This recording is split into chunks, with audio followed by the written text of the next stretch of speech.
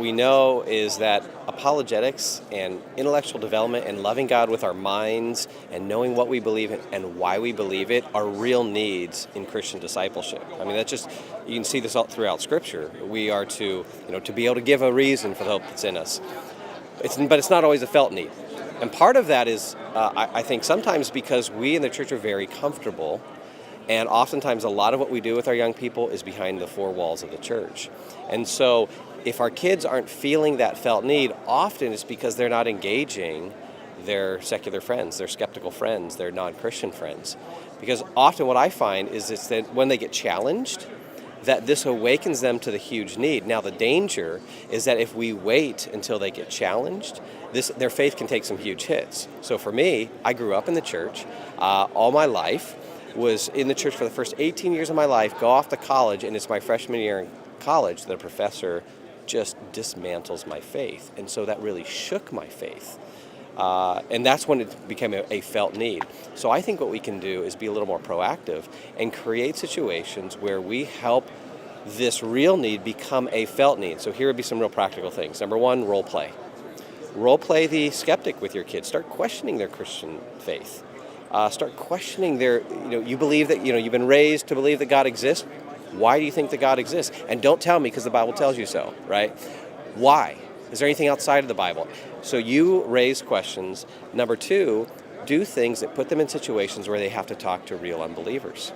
And so, whether it's doing a survey on a local college campus, or whether it's visiting a local Buddhist temple or Islamic mosque, or, some other religious site where they have to now engage in conversation with someone else who will challenge them and question them, this then will create the felt need. And so I think we can do some things like that where we get them from behind the four walls of the church into conversations with unbelievers.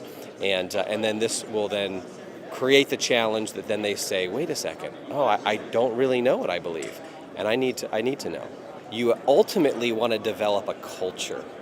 Or you develop a culture where this is just built into all that you do. I find that to be the most effective way to really equip young people. And it can be done, and when you build a culture, what happens is there's a momentum. So when you're a youth ministry, or you're a youth pastor who just doesn't just do that 2-week apologetic series once a year, but you actually weave into the life of the ministry, the content of the teaching, apologetics.